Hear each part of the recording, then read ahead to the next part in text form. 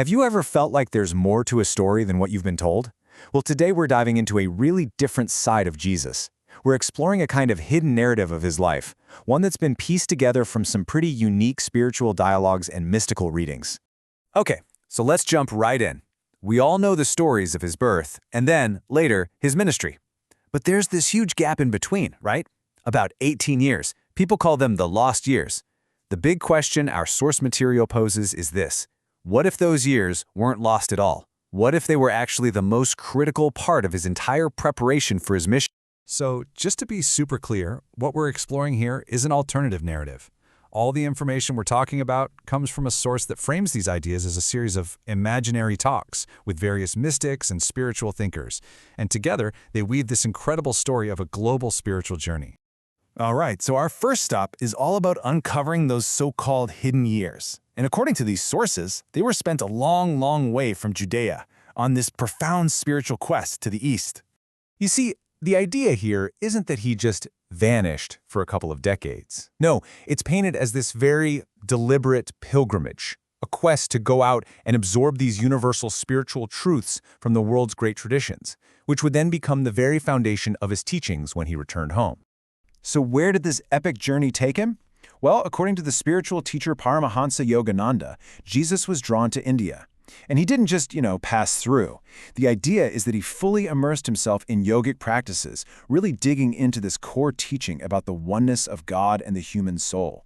And this isn't all just theory. The sources actually point to what they consider potential evidence. For instance, there's this ancient manuscript called The Life of Saint Issa. It was reportedly discovered in a Tibetan monastery, and it talks all about the teachings of a holy man from the West, who many believe was in fact Jesus. Okay, so let's pull all this together. What did his time in the East really look like according to these sources?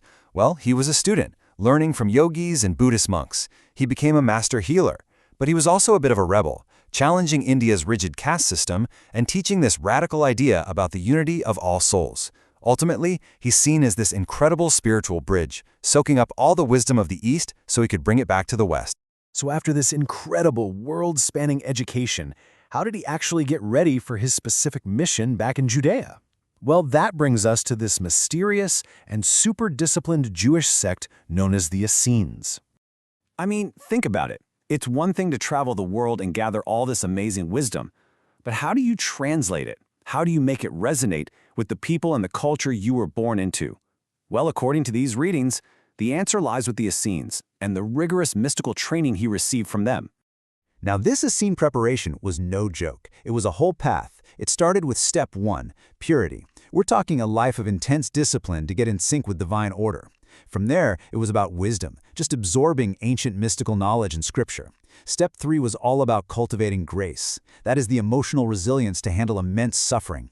And all of this was leading to the final goal, preparing him to be the bridge between our physical world and the spiritual realms. And this quote from the philosopher Rudolf Steiner just nails the sheer scale of what the Essenes were supposedly trying to do. He called them spiritual architects of a new epic. I mean, wow. Their goal wasn't just to teach one person. It was to prepare a vessel powerful enough to unite all of the wisdom of the past with the incredible potential of the future. So, why? Why go through all of this? The travels, the training? What was it all for?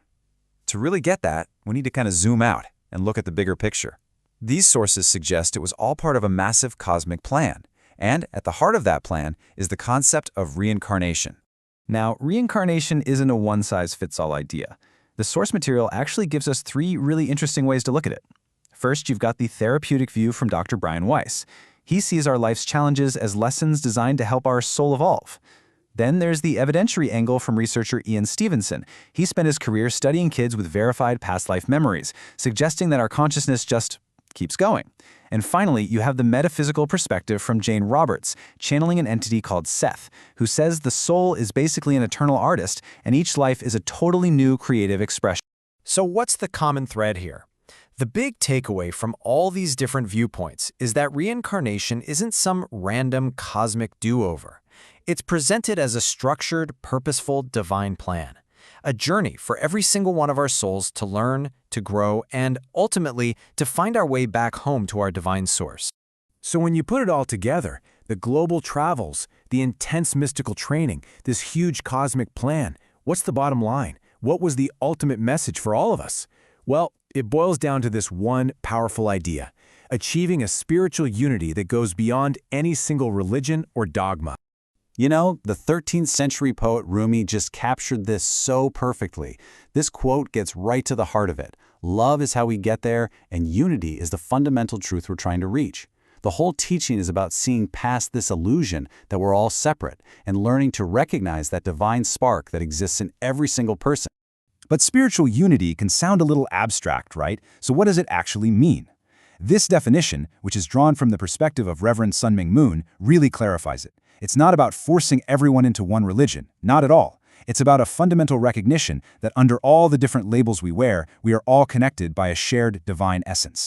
And the cool thing is, this isn't just an idea to think about. It's something you can actually practice. The source material gives us some clear pathways to start cultivating this unity in our own lives.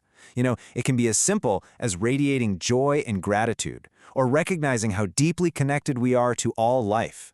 It's about embracing our own creativity and living for other people with a heart of love and forgiveness. And all of this brings us to our final thought, a really powerful question to leave you with. What if unity isn't something you believe in, but something you do? What if it's a way of living that we have to practice every single day?